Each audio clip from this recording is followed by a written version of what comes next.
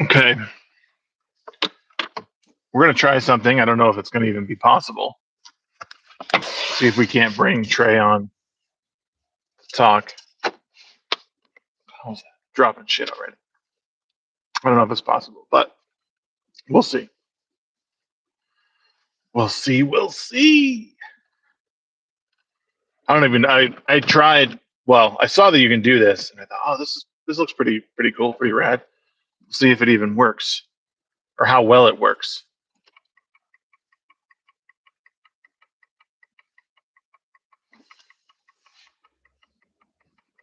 I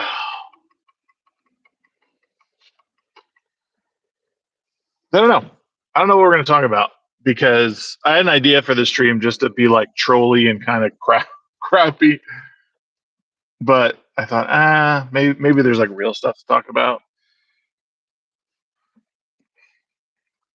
I think, to be honest, I'm like burned out from social media in a really big way, like to the point where I have no interest in like really engaging with it. I've kind of lost faith, and I think it's because I spend too much time there. Like, I've thought about deleting the app again. Like, for a long time, I didn't have the app on my phone. I just like would be on there on my computer when I was there. I thought, well, maybe this is the perfect time to just let it all go because I'm not really on my computer all that much, and when I am on there, it's generally to do something. Like, I might play a game, but for the most part, it's like I'm either doing like my coding, like learning to code, or maybe playing a game. So I thought maybe this is a good time to just delete Twitter off my phone because it is shitty. Like, it sucks because I see a crazy amount of like discourse on there that appears to me to be like just engagement farming, and like people continue to engage with it, and I sit there and I just get mad because I'm like, why are you retweeting this, and like, this is only, I mean, I guess this is like I've been only applying this to the things that I do, to my actions, only very recently, in not engaging those posts, or if I do engage them, I screenshot them and then tweet it out. What is that? Holy shit.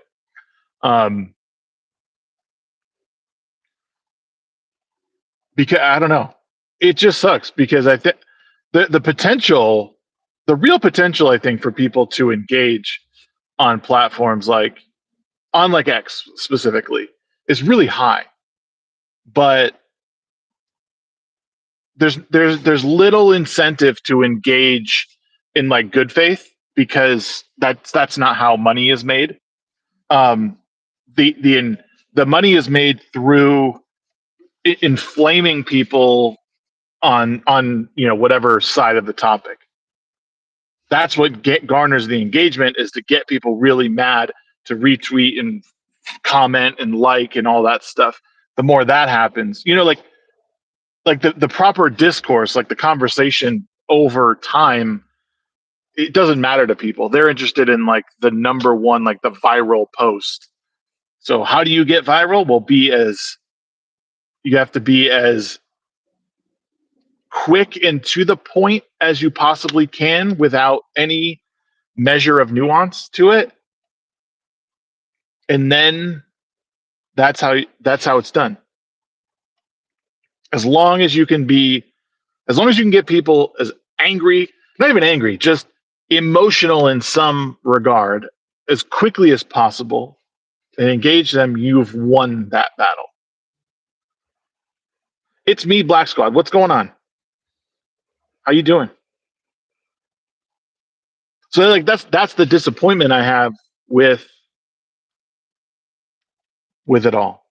Bro, stop. Why stop? I don't want to stop.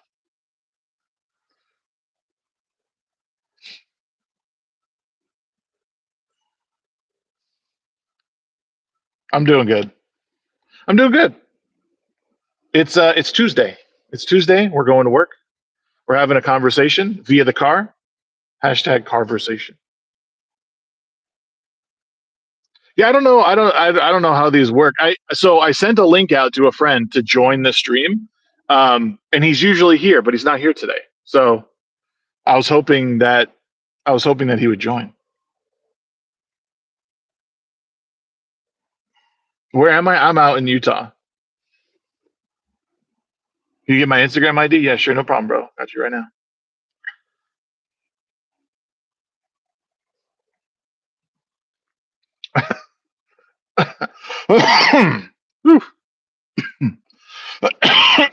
Excuse me. Excuse. Yeah. So over the past, I don't even know how long. Oh, like really the past week or so, I've been like really doing my best to only engage a to only engage things that doesn't like give more engagement, or if it's going to promote any sort of engagement, it's like someone has to actually go look for it. Where's the like? I don't even know. I'm sorry I'm doing it this way. I kind of wish that I could just go back to the other way. Oh, that just highlighted. I don't even know. That's weird. Apparently, there's a highlight button that I can use. What is this? Is it? Can I spin this to the side? Is this my normal whip? Nah. This is my work whip. What up, Static? What is this? Can I use this button? Oh no. That just turns the camera around. I'm drunken. I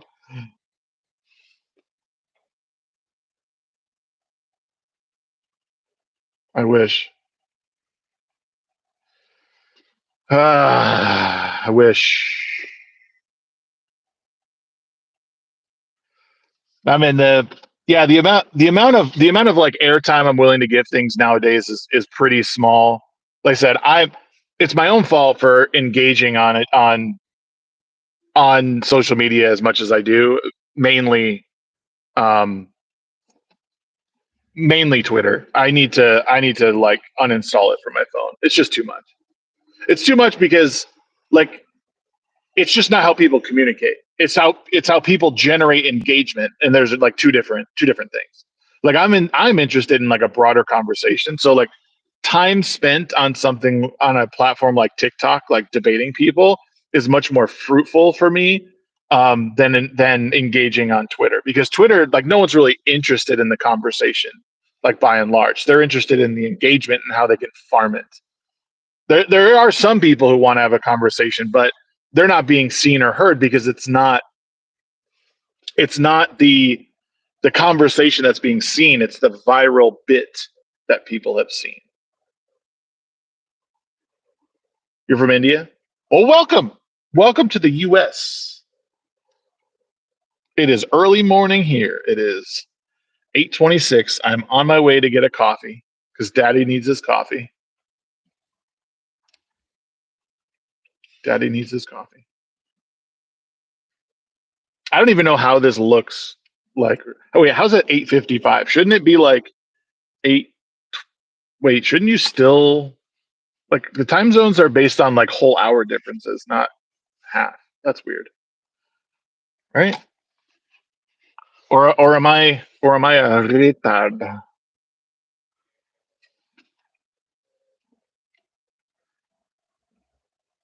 I don't know what this traffic is this morning, but I am not a fan.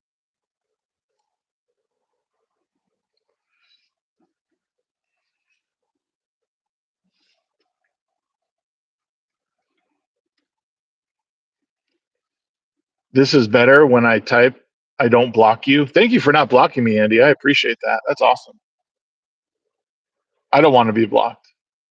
Keep me unblocked.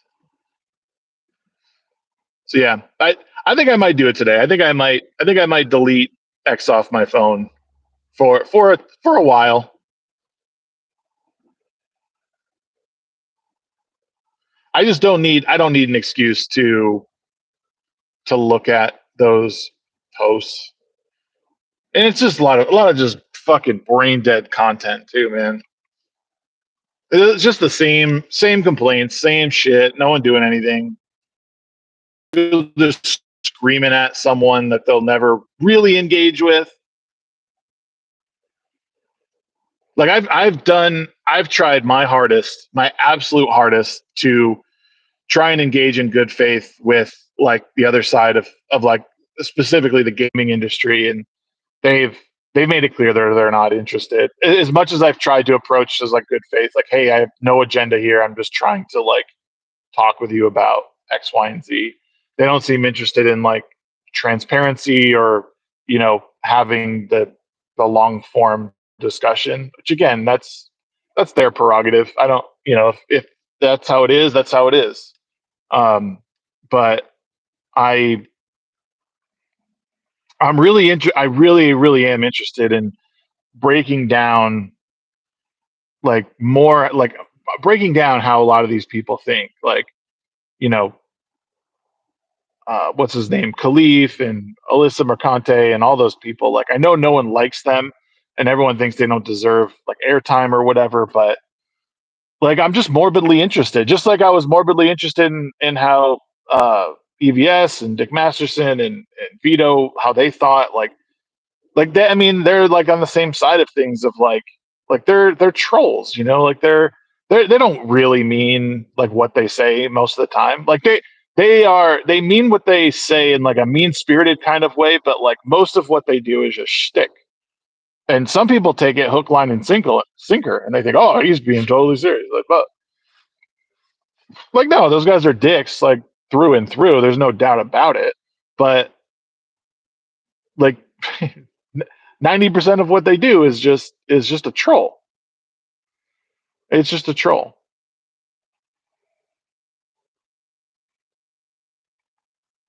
They do it because they know it works. It works. Like if you ever want to see a masterclass in engagement, you watch those people. You watch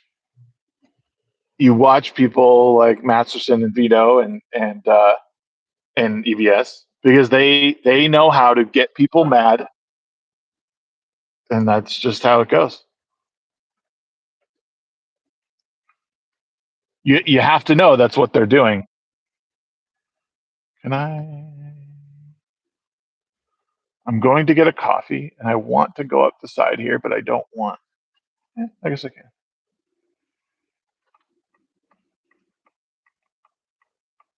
There is a lot of traffic this morning.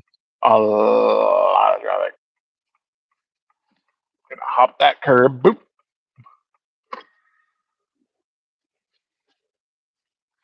And I mention them because they're the closest on my radar. Not to pick on them specifically, but because I see their posts, I see how people engage with it. So, like, it's just how it goes.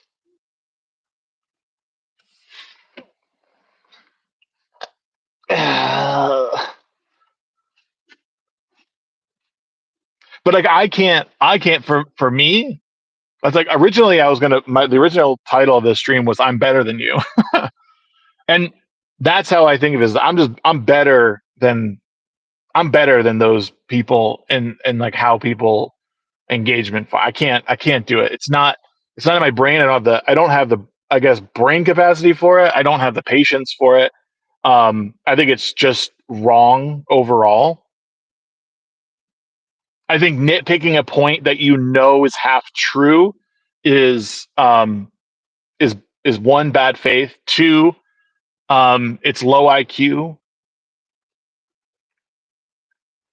It's just I can't do it. Don't want to do it anymore.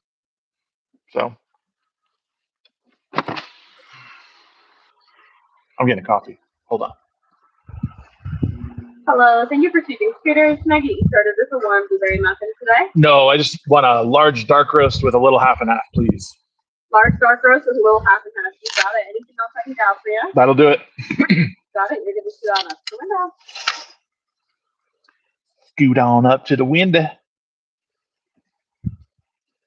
I can't bring myself to clickbait. I won't do it. Some people are totally comfortable with it, and I won't do it. It's not good. It's not a good look, man. Like I think the real, I don't know. I'm gonna formulate some thoughts and I'll respond. Because I'm about to get my coffee here.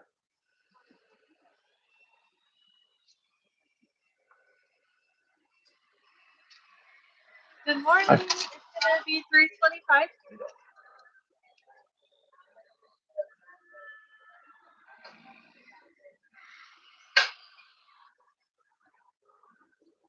You just give me $1 back. Throw the rest in your little jar. Yeah. Thank you.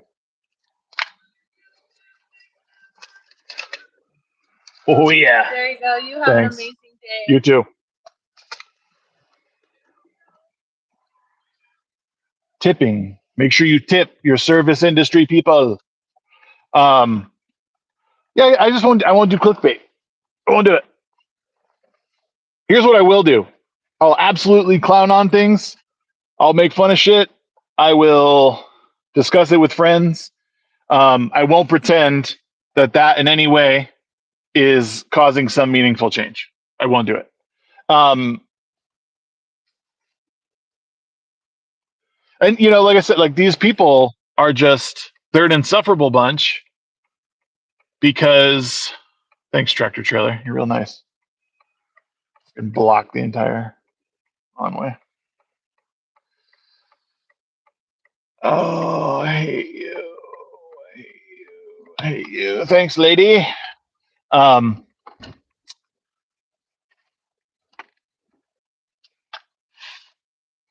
keep thinking in my head, like, what is the actual way that we make a difference? Like, for all the fucking culture warriors out there, like, what is the real way to make a difference? Because as I've said 1,000 times, like anyone's solution seems to be is to headbutt shit like really fucking hard. Like, well, they do it, so I'm gonna do it back to them. Like that's their solution. I'm gonna hit something really hard, as if that like will have any sort of like positive ripple effect. Like that's how I see a lot of this shit. And you got fucking like again like low IQ fucking smooth brain creators, like again they just make the same fucking content that the next person makes, right? It's the same recycled shit, same recycled headline, same article that they're fucking reading. They changed around a word. They went into the thesaurus and they changed their script so that word was a little bit better than the other one. Some of them just outright say the same things. It's funny. So, like, start a church? Yeah, we could start a church. Yeah. Sorry, the coffee was splashing everywhere. Like, and that's why I said on the midweek cup last week, I challenge anyone doing fucking journalism at this point to play a game at least 75% of the way through before making a detailed analysis without using the word woke once or using identity politics in any form of argument throughout the entire article or video, however it is that you engage with your audience. I would challenge any journalist at this point to do that. I would almost bet that they couldn't do it. We don't need more religion in the world. We just need, I think, we just need decent people. We need decent people.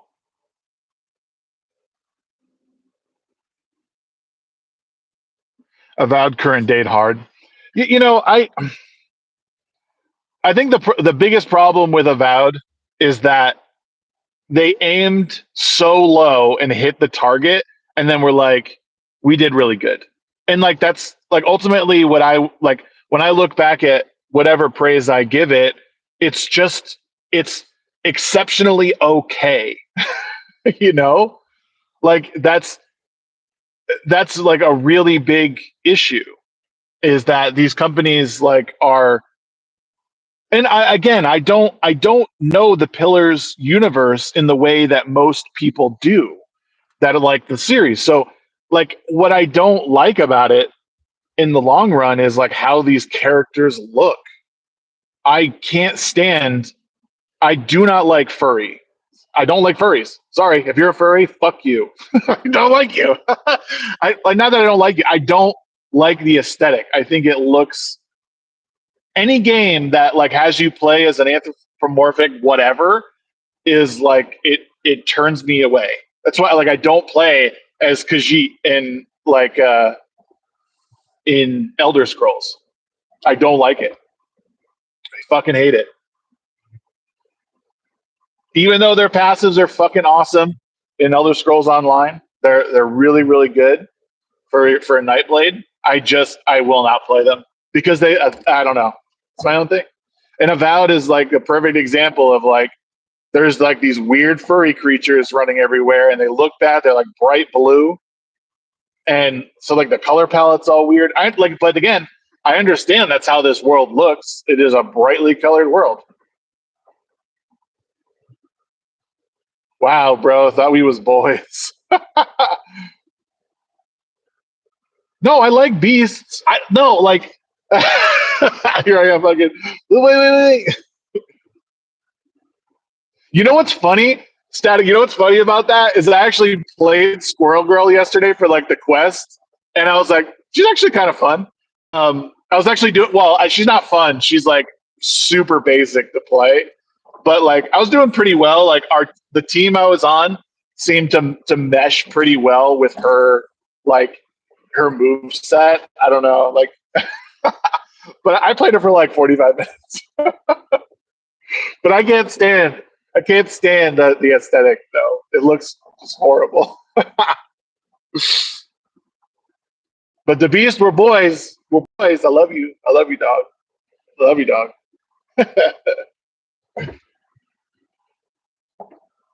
No, you know what I'm gonna be. You know what I'm just gonna become for you guys. Oh, look at this. He's here. Yeah, I just added him. Hey, Trey's here. Hey, Shag, how's it going? What's going on, man? It's going. Doing a I little was. bit of car work, I guess too. I was like literally walking into Walmart as you said that. I was like, snap. I had to run and grab something. All good. I wanted to see how well this worked. If it was like any good or not. It sounds pretty good, at least on my Yeah. end.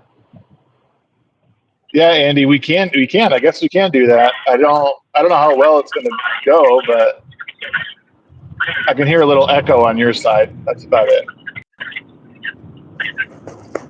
Yeah, I think that's because I have you loud in my car for some reason. Oh, I could also Yeah, maybe. you're coming over my car too. But yeah, what's going on, man? What's the stream topic for today? What are we probably arguing over here? I was I was just bitching. I don't know what I was bitching about. It was about everything. First, it was clickbait engagement. Then we started talking a little bit about Avowed and how much I hate furries.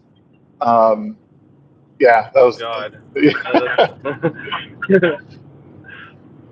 See, it's funny because like it's so funny though because like the discussion that we like I I replied to your tweet and I know you kind of felt particular way about that, but the it's just funny because like that instinct, you know, I guess the like left and the furries like that's exactly how they kind of feel, about that, those kind of situations. Were you talking about the IVF thing?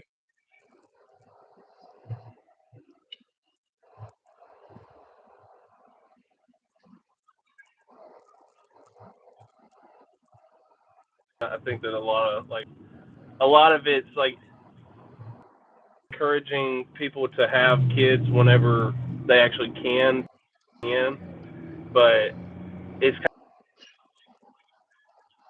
of the fact that we're not having kids when we're supposed to. Really, that's what I think IVF is. But as far as like the like surrogacy, like gay men getting, especially like the fact that every time they get boys is it's just the weirdest thing is that every time boys whenever so it's just really weird to me that, but like just to me it's like gay and furry is like synonymous. I don't know any furry that's not gay. Anyone that I've seen online that's not gay. So You could be right there. I mean, the Beast says furry girls are kinky. Just saying, I've dabbled in the sinful life. Yeah, I mean, we're all sinners, right? That's what they say. I don't know. I've never heard of a furry girl. It used to be like exclusively a guy thing. Maybe the girls do it just to like. I don't think they're actually furries. Like the dudes are like furries. Like they get into that. But like the chicks that do it, I think they're doing it because they just want to get like some sort of male attention. I mean, it's just e-girl, farming for them. I think it's the opposite. I see chicks with fucking tails, fox tails all the time, and being all like ha with the fucking peace sign and shit. And like, but that's what I'm saying. They want male attention. Like it's for typically male attention. There may be some that are gay, whatever, but I think it's typically for male attention. You put a foxtail on a girl and she does a little cute pose or something like this with a paw or whatever, like, yeah, I mean, guys are going to be like, ooh, my waifu kind of thing. Yeah. Yeah. Well, that's the other thing. I can't stand that shit either. Is like, as much as I like anime and that stuff, when like people start using terms like waifu and uwu, like I want to projectile vomit. Like it may like you're human, you don't live in that world. Stop doing that shit. Yeah, I'm a more violent person though. I would just want to commit violence on them, like just like you're saying uwu, you're getting curb stomps. Like, sorry. Well, no, my big pushback on the Quartering's tweet there is like, well, it's the abomination term. I don't particularly care for how it's used now. And then like, I understand, and Flawed came back and you guys had like an agreement on it's not the person, it's the act and all that. And this is part of where this whole conversation today started, was that Twitter is a really hard place to like have a discussion. It's not about discussion. It's about how quickly can I engage people and at what rate and then get paid out. Like it's about slam dunking. It's not about the game. And with the IVF conversation, I understand that argument and why people look at it that way. I totally understand it. I guess I just don't particularly care for, like, I wouldn't go as far as to say it's an abomination. I think it's something that people should carefully consider, because I do realize that there is the side that could say, well, if you're not meant to have kids, then maybe you shouldn't have kids, and now you're going against nature, and that's not good. But there are some people who are totally fit to be parents that unfortunately cannot for one reason or another. My sister-in-law had to use IVF, and what's funny about it is that she used. I think a lot of these discussions come back to where when people have these sort of experiences and they have these personal anecdotes of that kind of like, my sister had to use IVF. That I think that's where why a lot of people, especially, they want to be more progressive or they want to be more lean towards the side of like promoting some of this kind of like these kind of stuff, because they're like, but people like they're good people that I know them, like if there was some gay guy that you knew and they used, adopted a child through surrogacy or something like that, and you're like, well, they were nice people and they just wanted to have children and they physically can't, and then they did that or something like that, and it's so you have like the personal connection with the person, and then you extrapolate that to some act being good, and I don't think that's necessarily how you should view something like surrogacy. I think definitely should not be allowed. Like just a mother surrogacy is different. someone. Yeah, surrogacy birthing someone else's child is completely different. But like IVF, to me, it's like there's you have to be very careful with doing something like that, because I don't know if you've seen the video. There was a video about a technology where it would move a sperm to fertilize an egg. And that's awful. Yes. Well, there's a reason. But you see, this is why you have to be careful with these kind of technologies and stuff like that, because if you do push it to that ends, like you're not considering what incentives you're creating. Like, hey, now these sperm that wouldn't otherwise fertilize an egg or fertilizing an egg, is that a good thing? We're not questioning anything at that point. You really aren't doing the science if you're saying like, hey, any technology that helps promote babies being born is positive, regardless of the consequences. I don't think that that's necessarily the way we want to go. We should want to like, hey, maybe we shouldn't just dive deep into like having IVF. Maybe we should just have kids when we're supposed to have kids in the window that we have that, more readily available. And that should be promoted more than saying like, hey, when you're old, yeah, you can have kids with IVF. That's, we can still have kids and we want to have more kids. That's our goal, is to have more children birthed in this world. So we'll just use whatever technology is available. I don't think that that's like the ends justify the means kind of thing. Well, I do. What I will say is that the story I was going to share about my sister-in-law is that she had IVF because they couldn't get pregnant like naturally. So she's like, well, I really want a kid and I'm getting up there in age. So she used IVF, she got pregnant, and then they had twins, because that's very common with IVF. And then they had, and then they thought, okay, we're done. So because they were never able to conceive prior to that, naturally they were, they did their normal thing, and all of a sudden she got pregnant naturally. So, and I've heard this story before where IVF will like help them sort of kickstart their reproductive organs or whatever. So I thought, well, here's something I've heard it many times. Again, it's just hearing stories that it's possible. We can delineate between two things. I do think surrogacy is weird. I know there's even like a market for like college girls who will like for like 30 grand. Just like, I think that is wrong. Not only for like their body, but because that you start getting into the human trafficking conversation, and that is but as far as like gay, and as far well, here, let me finish my thought real quick. You're selling a person like that. No, I know, but again, like there's also, but even within that, the prevalence for like the negative human trafficking is really high.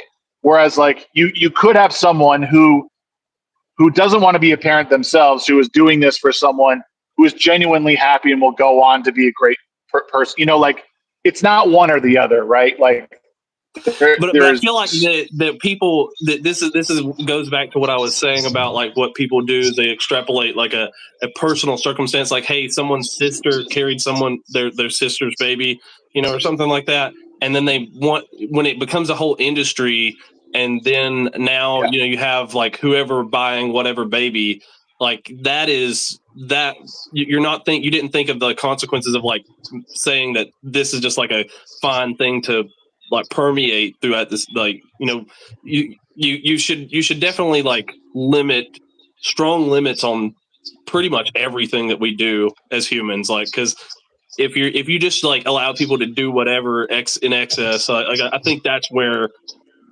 we just we go off the deep end of like, oh well, if we can do this, we can push it further. We can sell babies and all this kind of stuff. It just snowball, kind of a snowball. Yeah, and I getting back to the the gay parents, or the dads or whatever, gay couples, having a son through surrogacy. Like, there's a couple different things, like I don't. This is again where my progressive nature will kick in and be like, I have no problem with gay men raising kids. Like, there's a lot of good people out there. Like, why should we deny them that? I understand people's worry. I don't know. Like, I have no numbers on the amount of like of the genders of that gay men are having, if they're mostly boys or some of them are girls. Like, I know both exist. I do think there's enough kids. I would almost say there's probably enough kids in foster care that could probably use a home, that they should probably start there, honestly. Again, because I do think that the whole, and see, I think that's where a lot of people, I think that's why the quartering said what he said, is like them buying a newborn is kind of disgusting. Like, to me, like, hey, you can go to the foster care system, you can go adopt a kid, raise a kid that way. Like, I don't think I have any problem with that, but like, just going and buying one on the market, like, because the people are willing to do that, just seems like it seems like you're creating a whole host of problems, like when you allow something like that. Yeah, it's yeah. I mean, I do think the other side of it too is like, there's a lot of people who like Dave Rubin, for example. He's conservative, or says he is now.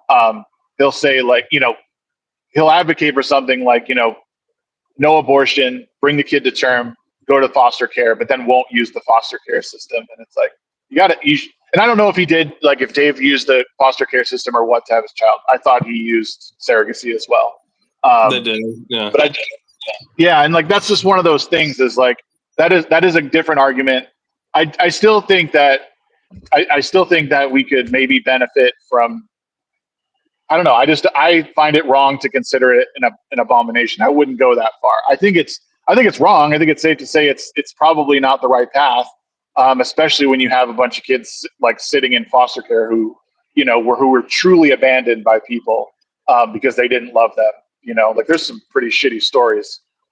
Well, yeah, but like, think about it this way. Like, so if before your wife met you, if she sold a child on the market and then you married her, like, so she birthed a child and then gave it away, and then you married her, and then you find out that she's basically sold her child, and you don't get to help raise that child. Like, you're the you're well, I mean, you're not the father of the child, but you're technically the parent. You have your own children after that, but then you didn't have the opportunity to have that experience of raising that child, and that's she just basically gave one away. Like, wouldn't that make you feel some type of way about that? Like, hey, you gave your child away. Like, that feels a little bit wrong. It feels like a moral wrong, which is why the quartering said it's an abomination. Like, by an abomination, he meant like an extreme moral wrong of like, hey, we're giving away children to people, and maybe they're good, maybe they're not, but like the act of doing it is kind of an abomination of like, we're selling people again. It's right. And I understand that. And it like coming, I think how I would approach it is, because I have dated women in the past who had kids, and I never let that get in the way of me caring about them or thinking that someone was going to be more than what it was. if that were the case, I would, you know, depend. I guess it would depend on. I don't. I would look at it and be like, I understand where you're coming from. I would props that she brought it to term and decided to go with adoption, because I think that says a lot more than her being like, hey, I got pregnant once or twice and I didn't want to deal with it, so I just flushed it down the toilet. Like, I'd be like, ooh, like I think that would be a little bit more of a red flag. Let's assume no. I'm assuming she went into this not like unaware. She's doing it with the sole purpose of selling the child. Like if she knows, she has prior knowledge that I'm going to birth this child and it is going to be given to these people. That I think is where people say it's an abomination of like not like, hey, I kept a child and I don't know what to do. I gave it up for adoption. These people got it. That I think is more understandable to people than something like where what we're actually seeing is like people going in there with the express purpose because they know that they can, like you said, like offering to college girls, like, hey, $30,000 to birth a child or whatever. Like that to me is where we're saying this is an abomination. Like, hey, we're offering money to women to just like go birth someone else's child and yeah, it just feels morally wrong, which is why we say why that the quartering said it that way. Like it's abomination. Like it feels disgusting. I think it depends. Yeah, and I think it depends on a couple of things. I like, and this is where I think there's so much like weeds to get through sometimes that not all these situations are created equal. I think if someone is like, so if a mom and dad are paying some young girl to go through term with a child, so they get the dad's sperm or whatever, even the mom's egg, and just implant it in this young girl, like to have her carry this thing, I think that we could probably consider an abomination, because it's likely that the woman, like, okay, let me back up one more step. If those parents are actually able to conceive, but they have someone else do it for them, I think that I would classify as abomination, because what they're doing is skirting the inconvenience of being pregnant for that amount of time. Right. And that is, I would consider maybe that specific scenario an abomination. Now, your views on gay marriage and everything, I understand those and everyone else's, but they obviously can't conceive, but they want to be parents.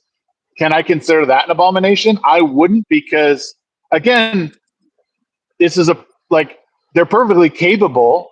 But they're the equivalent scenarios. Like they're the same scenario. Like someone who, well, I mean, maybe they can't conceive, but they have other options available to them. Like they can go adopt or whatever.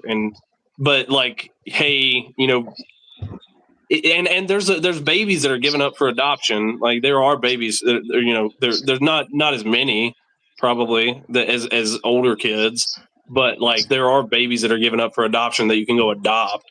But the idea of like, hey, I'm going to come in here with the express position of wanting someone to birth my child, like that, I think that's the kind of strange aspect of it, of like, I want someone else to birth my child. Even a healthy, generally healthy couple. Yeah, like you said, doing that's disgusting to me too. Like it's the disgust mechanism comes from the avenue by which the child is born, not necessarily the fact that a child is born and who they're given to. It's the sort of bastardized method of conceiving a child. It's very weird, Yeah, in that way of like birthing someone else's child that I'm going to. A mother is going to birth a child and then hand it to someone else who then just takes over and becomes the parent. Yeah. Right. No, it's. I just think it's, and this is where I would say I don't think that the quartering has any interest in really discussing that subject, and why I clipped it the way I did. Why I,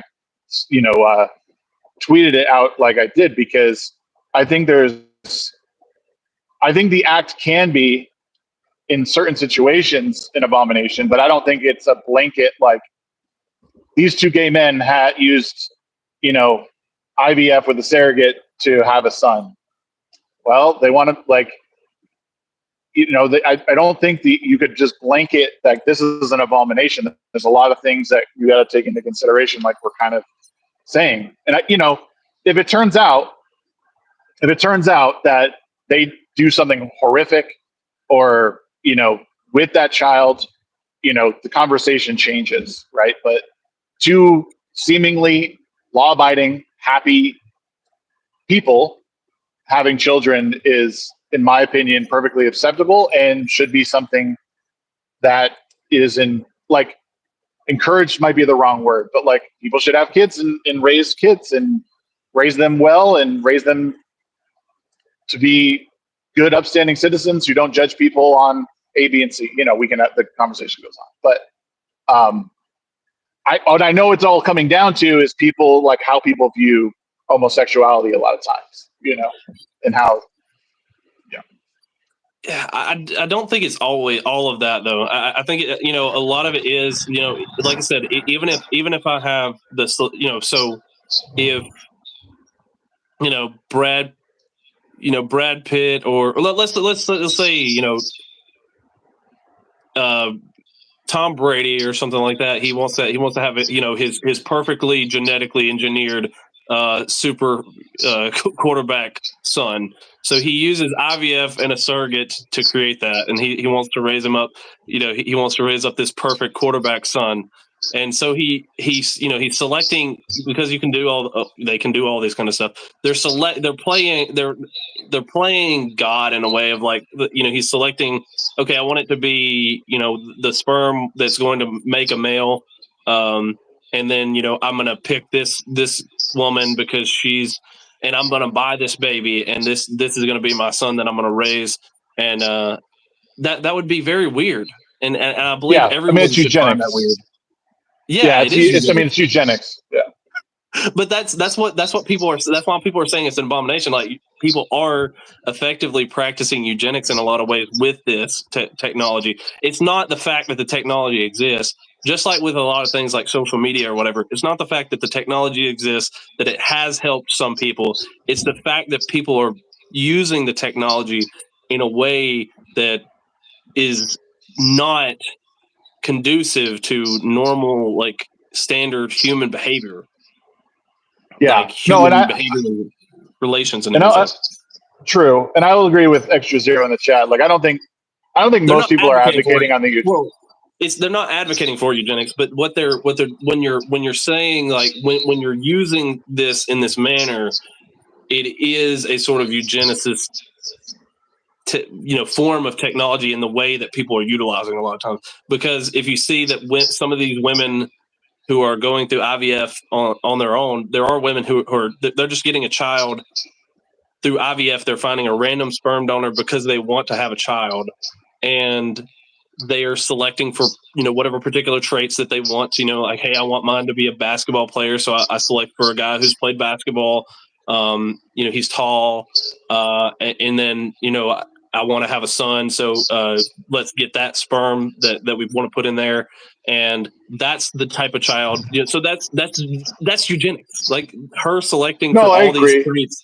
That's eugenics. Like, whether or not you're advocating for it, or like it is a sort of, in the way that people are utilizing it, it becomes a eugenicist technology. Not that people believe in it necessarily that way, but what I'm saying is the purpose of the system becomes what it does. And when people are using it in that manner, more than they're using it as a sort of last ditch effort of like, hey, I can't get pregnant naturally. Me and my wife can't get pregnant naturally, so we're going to use this technology. When people start using it in a different way, that's what that system becomes. And that's I think where people get confused, is they think that the thing is what the original intended purpose is, something is not what it's actually being used for. But I would say that right now, that what you're describing is the exception. And there's always the possibility it becomes the rule, where people walk up to a doctor in like a fertilization clinic and they have a book of all the people and they point and say, I want that guy and this and that, and mix match what they want. But I think for the most part, people are going in there being like, hey, we can't traditionally get pregnant. We need your help in taking his sperm and my egg and getting it all fertilized and put in the right place. Like, I think there's just varying degrees of that people require right now. There's for sure some people utilize it. I literally saw a story this last week, Shag. There was a lady who went in there, like a woman who went in there by herself. She was wanting to get her, actually have, like I said, she wanted to pick out, have a baby birth on her own, not with no man involved. And she is now suing the IVF clinic because she had a black couple's baby, and she was expecting, hey, I'm going to go in here. I don't know if you saw that. I saw that. And no, I did. It was on TikTok. I saw it. And all the comments were in defense of the woman. And I was like, probably the only comment. And I was like, are you out of your fucking mind? Like, this woman is essentially giving the kid back because he's black and nobody's outraged by this. Like, she wanted a baby. Like, it's not right. But like, are you like, what the fuck? Like, it was the most awful thing. This is why I'm saying, like, it becomes what I get it, because she was wanting to select for her particular type of baby, not like she did. She was, when it turned out that it was different from what she expected.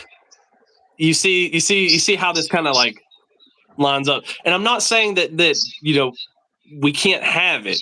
I'm just like with social media, like, even if I don't like some aspects of it, I don't think we should not have it. Like, there's benefits to it. But when people start to use things in a certain way, there need to be certain, like, thresholds, like, placed on it. Like, hey, we can't just be allowing, whatever random woman on the street to come get IVF just because it's profitable to the clinic. Like, random women getting IVF is not necessarily conducive to promoting healthy families. So we shouldn't allow that, maybe. And that just that basic restriction would be simple.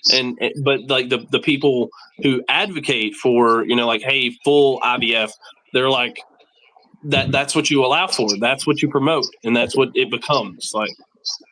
No, I do think fair and like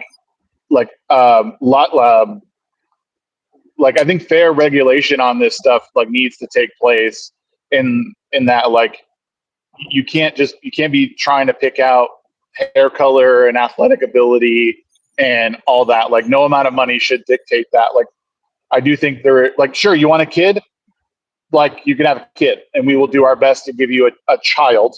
And like I said, I do think people who are in this situation where, like, I think people should be encouraged to take the adoption route. I know it's not perfect. Just like adopting a pet is not perfect, like, especially given history, depending on how old the dog or the child can be, emotional baggage, yada, yada. But there certainly should be regulation on this stuff because, some people take it too far and it can become something that's even worse than what's intended. I think people intended for it to be, I can't get pregnant the natural way, but I want to have a child with my spouse.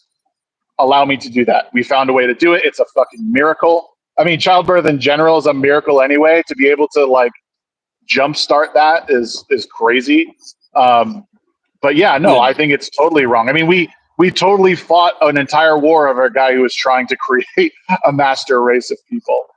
We know it's the wrong thing to do, but we have people being like, well, I really want the very best athlete I can. Like, all right, that's weird. Very weird. Or I just want him to have, I want him to have blonde hair and blue eyes, just like our dear leader or whatever. Like, yeah. Oh my God.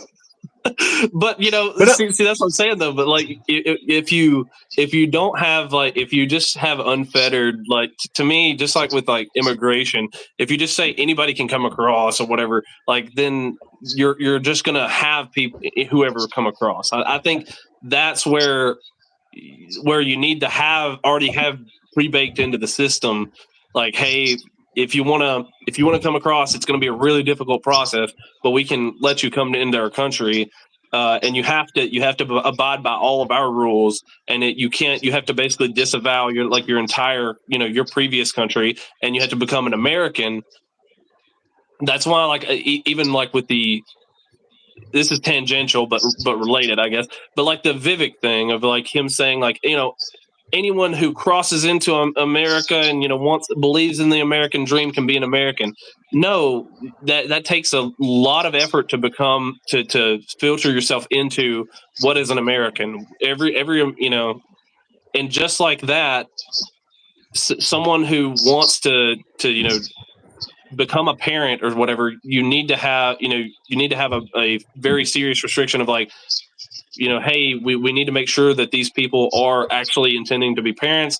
Maybe there's a long application process or something like that, but it seems like right now there's no sort of, it's and maybe that's for the better for some people. Like, hey, maybe it's not a long process because we need to get going on this, but there needs to be a lot of things considered with this. Is like, you can't just throw a technology or throw something at people and expect them to do good with it from the beginning. I think that you if you do that, you fail.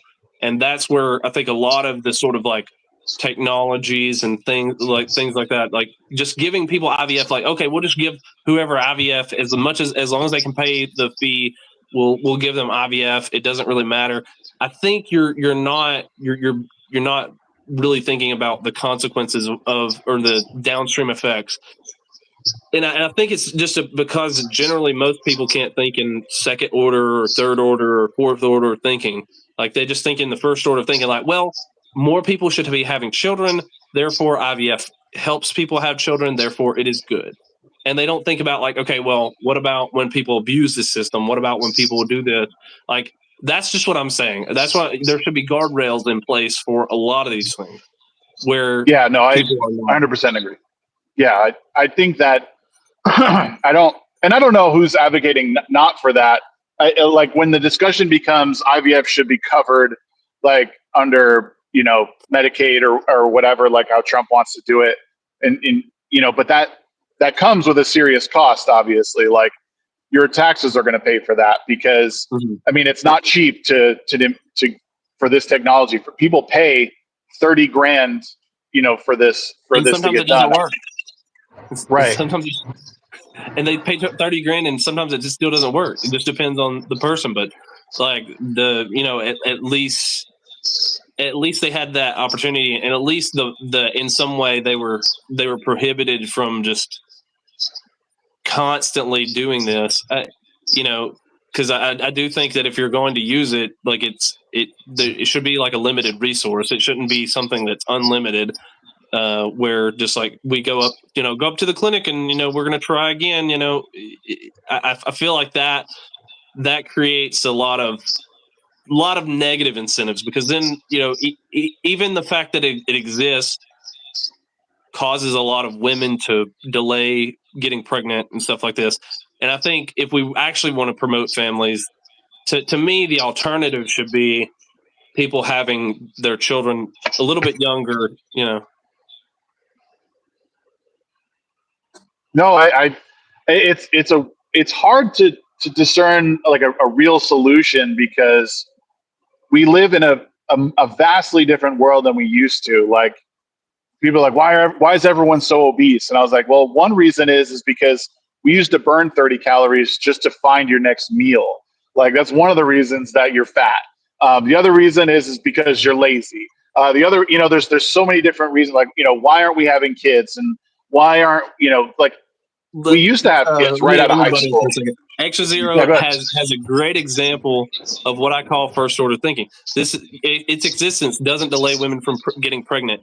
No, that's not true. But it doesn't delay women from getting pregnant. But when women know, they know in the back of their mind that if I can get pregnant at 40 using IVF, then I don't have to get pregnant now. They're not correlating it directly. They're not saying because IVF exists, like I'm planning for it. They just know in the back of their mind that if I can't get pregnant by the time I'm like 30 or 35 or whatever, I can just go get IVF and do it. That is a subconscious thing that gets embedded in your mind when you have the availability of something like this. It's not that necessarily that they're planning on that. but it's the fact that it exists and that they know about it. They have knowledge, they have prior knowledge of it, that then they hold that in their mind of like, well, that can be a fallback for natural pregnancy. And that's where you run into a lot of these problems. If they were just like, hey, I'm gonna get pregnant as early as possible, or I want to have kids in the window that I can readily available, that's readily available to me to have children, then I think that would, the desire for, or the need for IVF would be a lot less. Yeah, and I do think the opposite, it being readily available should also come with the consequences of it, is that like it's not guaranteed, and you might not still ever be able to, because even as he says, like they've been trying for 3 years with I think he said with IVF, never wanted to do it. Or maybe it's the other way. Maybe he's been trying for 3 years and now they're going to try IVF. I'm not sure. You'd have to let me know, Extra Zero. But there are, there are no guarantees even with that. Even waiting till later on because we could implant the egg where, and sperm doesn't mean that it will actually take in this, again. But also, you're only allowed X amount within this amount of time because it is so expensive to do. We can't afford to just, oh, you're done with that baby. Okay. Now the next one, just pump the next one in. So there's a lot, like, that's why these conversations they're not well done on a thing like Twitter, much better done on this, because there's so many different angles to hit this from. But I do agree to some extent that having IVF readily available does subconsciously like put something in your head like, well, I don't have to do this right now. I can wait a little bit. I mean, modern medicine in general has basically said, well, I can put this off for a little bit. I can get fat, and I don't have to worry about, the doctors will fix me.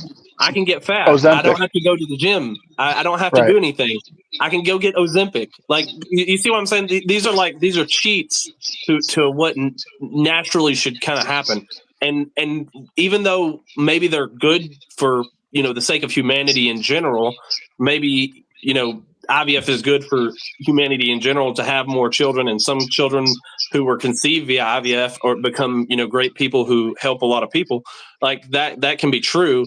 But the fact that you make it such a readily, usable and abusable technology is why we have morons on Twitter, and they can converse with me on Twitter. I'm joking, but like like those things connect to, like, once you kind of say, hey, it's free range, it's free use kind of thing, then people end up leaning towards the abusing it, because I don't think humanity is necessarily going to go down the darkest path they can go to before they have to right the ship. Basically, we are flawed. We're, our nature is to be destructive and be terrible in general, and people who are good are an exception to the rule. Well, I will say, I don't think I think you'll have people abuse the system. I don't think IVF would become, if it does become readily available under Medicaid, I think you'd see people utilize it more, because it's like they don't have to pay for it directly, or they pay very little for it. But I do think that, there's two things that need to happen. Sure, you could have that readily available to people, especially those who can't have kids. But concurrently with that, you need to find a way to incentivize like natural birth, people having children younger. But again, this is a challenge, because you're basically swimming upstream.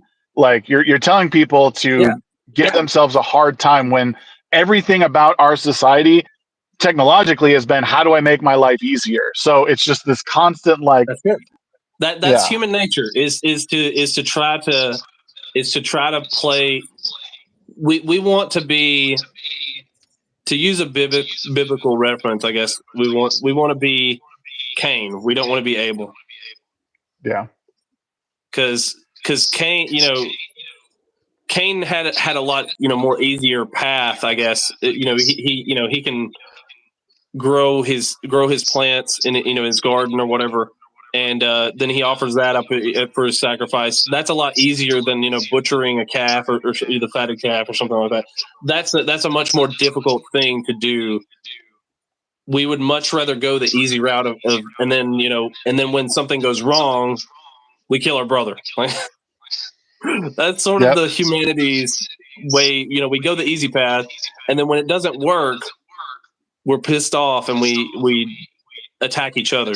Like, I still think that's like the exception to the rule. I think it shows what we're capable of, and even Extra Zero, like I see in the chat, like I do. I'm not. Your story is important as much as anyone else's is. You got to think in terms if like it's the COVID shot. Honestly, I feel for you because like my wife was pregnant when that was all going on, and I was very concerned that the schools were going to require her to have that shot, and it was going to kill our child. And that was a very real concern for me. Of like, hey, are they going to require this? And then now I'm going to have a dead child, and she's not going to be able to, do anything. We won't have any children after that. So I completely understand with those kind of concerns, and especially like the IVF stuff. Maybe that's why more people are really wanting IVF is because they realize that these kind of shots and this kind of stuff is negatively impacted their capability of having and conceiving children. And I completely feel sorry for those people. But I'm just saying, like, when you say that IVF should just be an unfettered resource that people should be able to use however, whenever, and single mom, whatever, then you're going to have a perverse incentive structure for people that they're going to buy into of like, hey, if I want to wait, I can wait. I don't have to do this now. I can postpone it and all this kind of stuff. So yeah, I do think if we're going to have the technology, we should have alternative like incentive structures for people to have kids when they're younger. Particularly if you just increase the income for younger parents, then I think that would definitely push some people to have kids younger, because then they wouldn't worry about the sunken cost that they're going to have when they go to birth a child and have a child, because having children are expensive. So yeah. I mean, I don't think that, as much as I've seen in his chat, I don't think he is advocating for like unfettered access. He's been speaking mostly to his own experience with things, but from what I gather from what I've seen, I think you would like to see some regulation, maybe a little bit more open than we're discussing or what you're discussing. But I do think that it is something that needs to be regulated in a way that people can access it still. But I mean, much like Medicaid, I've been on Medicaid. It's actually a bitch to get on. It's not as it's doable, but there's like a bunch of shit you have to do because they want to make sure that people who are on the it, Medicaid hacks group, I do know that there are groups that they kind of hack their way into the system, but a lot of it's just, I know it's a lot of paperwork and you have to prove something, right? Making sure that it should be kind of. Yeah, and you want to make sure that people are more often than not, people are going to be just the rule. They're going to be just normal people trying to have like a kid. There's always going to be people that you're battling against that are going to make the system look bad or flawed because they're trying to take advantage of it in a way that it was never meant to be used. And, I know Trump, when he's advocating for this stuff, he is trying to advocate for the rule. I need a child. I want a child. I want to take care of them. I can't have it naturally. He wants to make it accessible to those people. He's not trying to create a system or a nanny state. I mean, as far as I can see, he's been against the nanny state. So, you got to take that into consideration as well, is that and most of us here don't want people to be dependent on the state. We don't want to be paying exorbitant taxes for people to just have kids, and kids and kids and kids, because in some small respect, some people will never be able to have kids, even with IVF. And that sucks, man. Raising kids has been the greatest joy of my life. And if you're unable to have them, that sucks. People are missing out. I will always clown people who are like, having kids is fucking stupid, and now you can't do anything. You know, like I've been able to like see more within myself since having kids and do like things from just a different perspective. Like it's insane. Like I was a person who thought I don't want to have kids like a long time ago, but like that changed quickly. Like when I never felt that way like right before having kids. It was like, you know, when I was a teenager, I thought like, nah, I'm not going to do that. I'm just going to have fun. And nope. Once my sibling, like, so my parents remarried and they had kids again. Once I started like raising them and like watching them all day long, it changed for me. Like even as like, cause I think I was like 17 at the time. It was a real quick turnaround, but yeah, I mean, I think this is an interesting conversation that people need to have like more at length because regulation does need to be in place. It's not something I know that Trump will mean well in getting it passed, but there's a lot of infrastructure within it that needs to be in place for it to work properly and not to be taken advantage of. What did he say? It's kind of a misconception to assume there is. I've already spent a pretty penny on doctor's visits being between the fertility doctor, a urologist getting blood work, DNA fragmentation testing. And yet we had a lot. I don't think that's the access that we're talking about, Zero. We're talking about like we're not talking about the like you said, like you're saying there, like walk in and get a test tube baby right immediately. That's not what necessarily what I think either of us are saying. I'm not saying that people shouldn't be able to have a more streamlined process for IVF if they're going to use it. It's about the people, the expectations of the people who are coming in to the IVF process, like the single woman who just decides she wants to have a baby and walk in there to the clinic, and maybe she jumps through the same hoops that you're jumping through, but she probably shouldn't have access to that because she shouldn't just be going and getting a baby, you know, buying access to have somebody's sperm to have a child. Like that just seems weird. And I do think, you know, he says it's all for just the act, you know, for him to sign off to do the IVF. And I do wonder though, if they require that each time. Now, Extra Zero wouldn't know because you don't have a child yet, but I would wonder if once you have IVF once, do you have to go through all the same hoops again?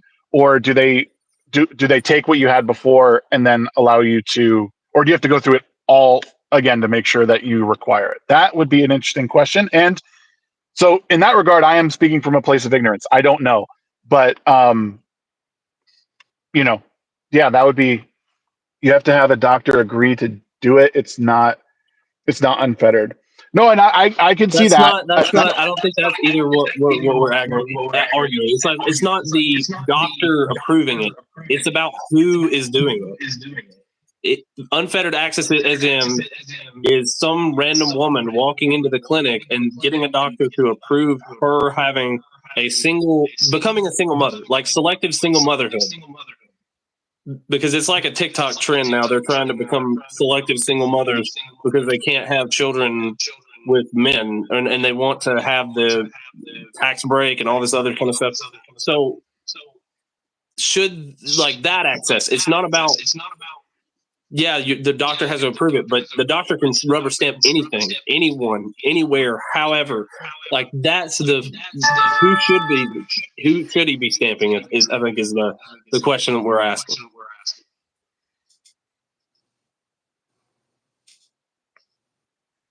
So if you want to have multiple children, you have to keep up with keeping. We're keeping up embryos and. I think Extra Zero is just misunderstanding. They're the same, like they become the same thing because they're going to they're going to have to use sperm to fertilize this woman. She's going to go get a rubber stamp to say, I want to be a single mother and I want to have this child. And I'm going to get donation sperm from some sperm bank somewhere, maybe, somehow.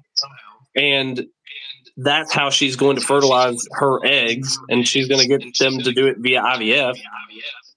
And all a doctor needs to do is rubber stamp it. There's no like, there's nothing telling the doctor that he can't rubber stamp a woman coming in there to become a single mother.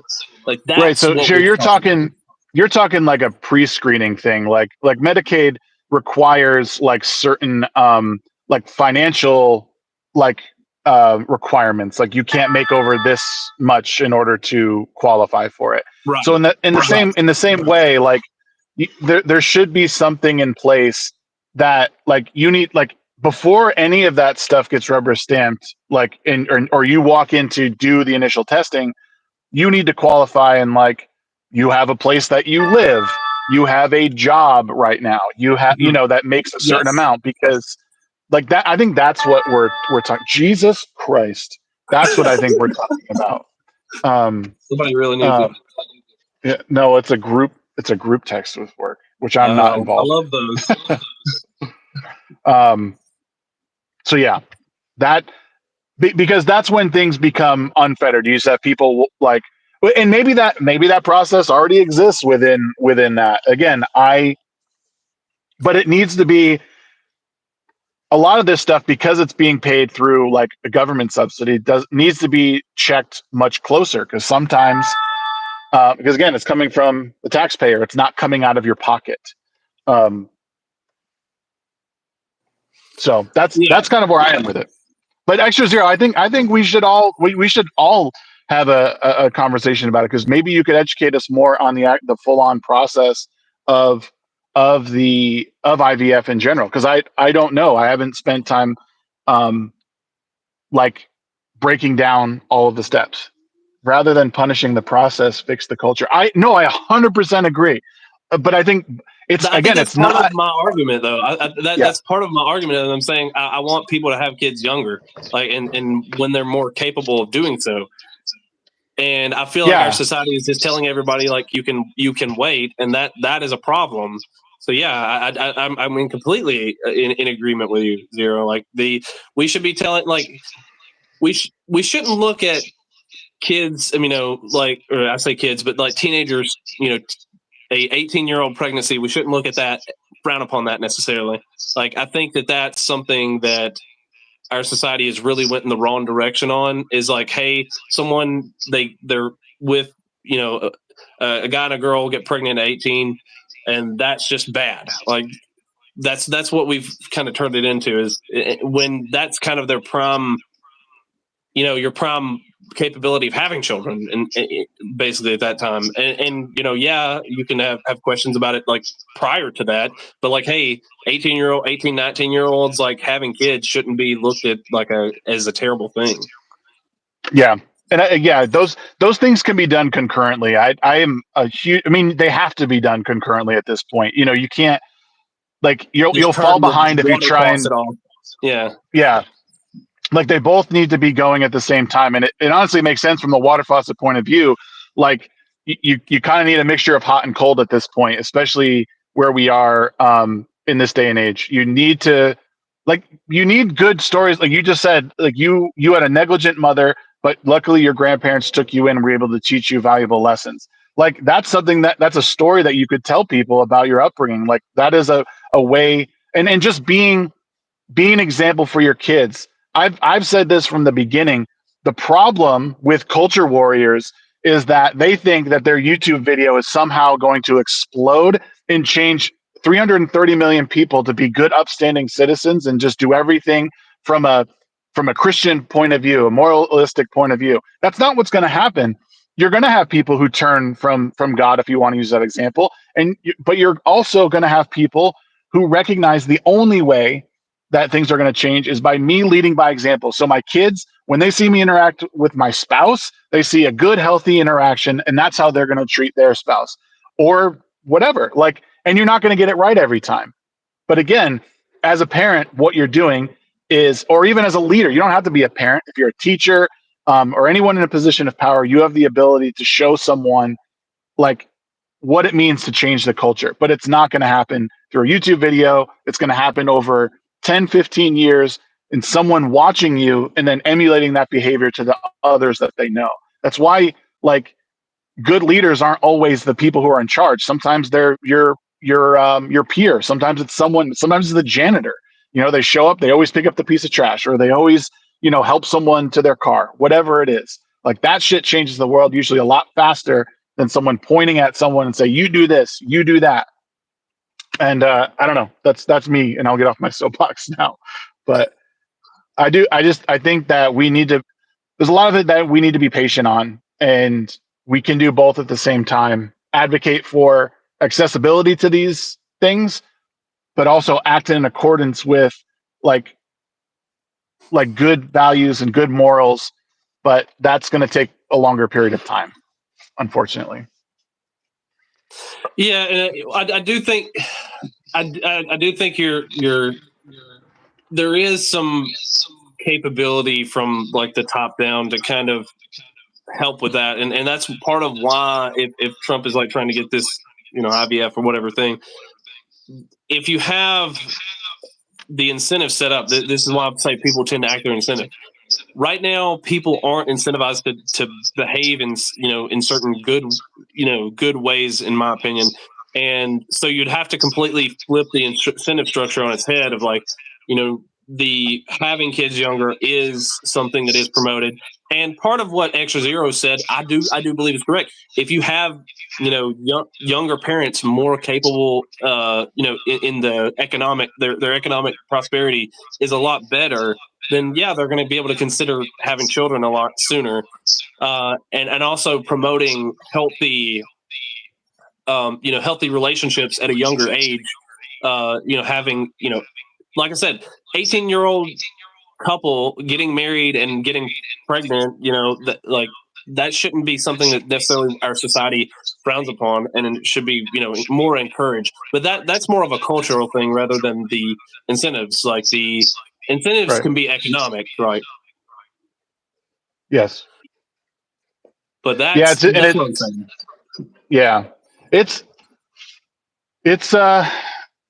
well, we shouldn't incentivize that behavior you're talking about with was it your sister-in-law? Is that what you said? Your wife's cousin. Sorry. Yeah, no, I mean, she's the exception to the rule, right? Like there are people out there who are taking advantage of the system and then flaunting it like it's their own success. Ultimately that does the exact opposite of what she thinks, right? Like she's raising kids and they think all they have to do is essentially milk the system. They don't understand it now, but they will. That's why parents who struggle and are raising kids at the same time show their kids that they're capable of overcoming obstacles. Challenging your kids to do something that they don't want to do ultimately builds that character and that know-how and the willingness to fail. And she's not an exception. Maybe not. So but I will say this. So I think this is this comes down to the. I'm going to use a video game reference for you. So Parthenax in Skyrim. Is it better to be born good or to overcome your evil nature with great effort? Which is better? And I would say overcoming our evil nature with great effort. And that's what humans are designed to be the exception to the rule. Because if you look at any system, you look at a game, we're going to try to break it. I'm going to find the glitches. I'm going to find whatever I can. Speedrunners are going to break this game into pieces because I'm going to want to find the exception to the rules. You created the rules in this game, but there are exceptions to the rules, and I want to find them. I want to break this thing apart, and that's how humans tend to operate in general. Is we don't necessarily want to because it's the more difficult path for me to walk through, and play Skyrim normally. Or whatever is way more difficult than me just glitching through the walls and stealing everything out of the thieves guild. Like that's way more difficult to actually play it the correct way and do things the right way than to break the game and to cheat the system. Humans function on a similar level just in general because we want to find that exception. That's naturally kids. They want to find the exception to the rule. Like, hey, you said this was a rule. but you didn't explicitly say this particular time or this particular thing. So that's the exception of the rule. That's how my son operates a lot of times. And so then I have to reestablish this is not an exception. This is part of the rule now. I'm making this part of the rule. I keep having to redefine the rules until you realize that there are no exceptions to what I'm saying here. Like, you're not going to reach that exception, and you need to just follow the rule to begin with. And that'll make your life easier. And that's a difficult path to do for especially even for a 6-year-old. But for adults, they can't even do that either. They don't want to, because they want to be the exception. They don't want to be the rule. I think even the most virtuous person, like when no one's looking, does things they are not supposed to. It's just at some point or another, we want to cheat the system to get our way. Like and I think that's in everything's nature. But I think there's a lot of people. There's people who do that way more often than others. But there's even the nicest person that gives thousands and thousands of dollars to charity, or like helps the old lady to her car every day, or buys her groceries. Even that guy has his sins or what he does. And it's funny you mentioned the kids and like breaking the rules, because I heard something a while ago, and since I heard it, I've been observing kids like at the park, and they're like, the guy was basically like, just look at like toys at a park. Like, they're designed to be used in a certain way, but kids will always look for ways to break the rule or play with something in a way it's not meant to be. And since I heard that, I've observed like how creative kids get in their play style. Like, they will totally ignore signs to climb up the outside of a slide, or they will engage with a toy that's meant to be monkey bars. My kids want to climb up the slide every time. Like, why don't you want to go down the slide? Yeah. Why do you want to climb up it? You're not supposed to. That's not the intended purpose of the slide. You walk around, but that doesn't induce the same like response for them, because they don't they know it gets under, like, he knows it gets under my skin, and B, or maybe that's an added bonus, but it's more fun to kind of work your way up that than it is to just like slide down. Like, sliding down has a slight euphoric, when you get to peak speed, but it's not necessarily a fun experience the whole way. Climbing up the slide is a fun experience the whole way, because I'm having to struggle against the fact that this slide is wanting to push for me to slide down. It was designed for me to slide down. And that's human nature right there in a nutshell, of like trying to go up the slide when it was intended for you. You could just go down the slide. Why would you go up the slide? You're doing it completely wrong, and you're being stupid. Like, well, Dad, I got to go all the way over and climb up the thing, and then I got to wait, and then I got to come down, and I got to fight other people. That's how it is, man. You got to do the things you're supposed to. Yeah. Oh yeah. It's actually really the perfect allegory for life.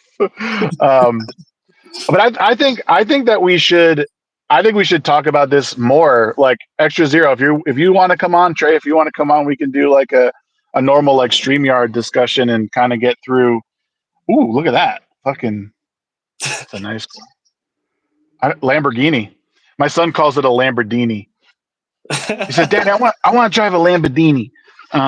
Anyways, but yeah, I think we should do a full on like fun discussion, because I'd like to get Extra Zero's like real time perspective, not trying to read 10 seconds behind through chat.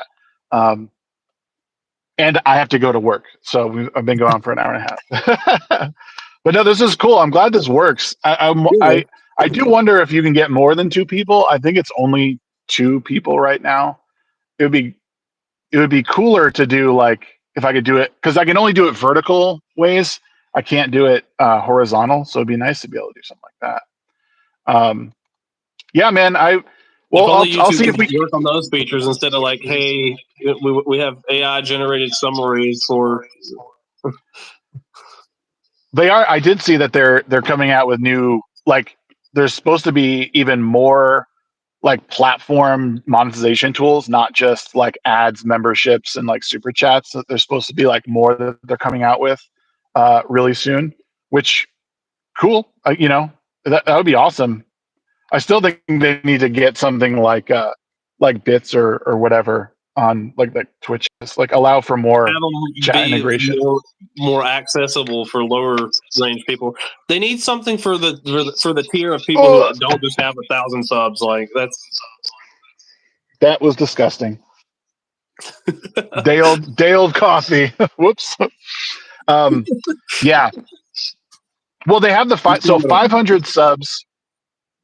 500 subs gets you. Is it memberships now, or is it super chats? Oh, maybe. So I think 500 subs will get you either super chats or memberships.